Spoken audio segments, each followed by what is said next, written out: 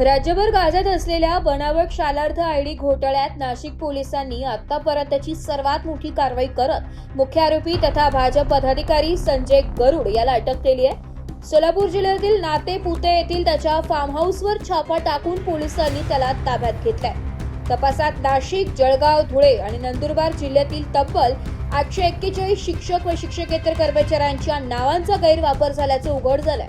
तसेच आरोपीच्या ताब्यातील 15 शैक्षणिक संस्थांमधील 177 शिक्षक शिक्षकेतर कर्मचाऱ्यांना बनावट वैयक्तिक मान्यता देण्यात आल्याचंही तपासात समोर आलं। या बनावट शालार्थ आदेशांच्या आधारे शासनाची सुमारे 160 कोटींची आर्थिक फसवणूक झाल्याचा आरोप असून या प्रकरणाचा तपास वेगाने सुरू आहे। अटक करण्यात आलेल्या संजय गरुड याला आज दुपारी 2:30 वाजता नाशिक सत्र न्यायालयात हजर करण्यात येणार आहे। या अटकेमुळे शालार्थ घोटाळ्याच्या तपासाला मोठी गती मिळण्याची शक्यता असून या प्रकरणात आणखी धक्कादायक खुलासे होण्याची शक्यता व्यक्त केली जात आहे। सर, या सगळ्या शालार्थ आयडी प्रकरणामध्ये मोठी कारवाई खरं आपण केलेली आहे। कुठून आरोपीला अटक केली, आरोपीच्या या सगळ्या संदर्भामध्ये काय होतं? बनावट शालार्थ आयडी तयार करून शासनाची आर्थिक फसवणूक केल्याप्रमाणे प्रकरणी नाशिक रोड पोलीस स्टेशन येथे CR नंबर 216/2026 प्रमाणे गुन्हा दाखल करण्यात आलेला होता। त्यामधील आरोपी नामे संजय भास्करराव गरुड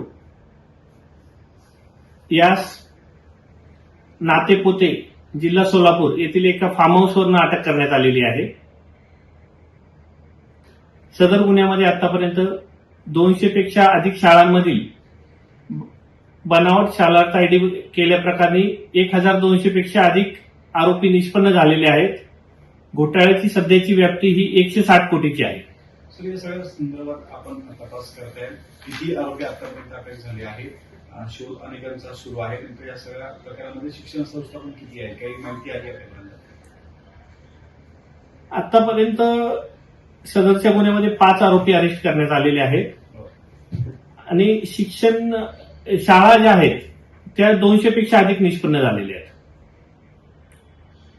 या आरोपीचा नेमका काय रोल होता, त्याच्याकडनं काही प्राथमिक माहिती घेतली, काय समोर आलं? आरोपीचे शेंदुर्णी एज्युकेशन सोसायटी नावाची संस्था आहे, त्या संस्थेचा हा संस्थाचालक आणि अध्यक्ष आहे।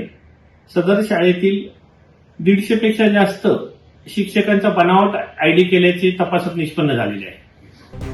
Bureau report, AB news Nashik.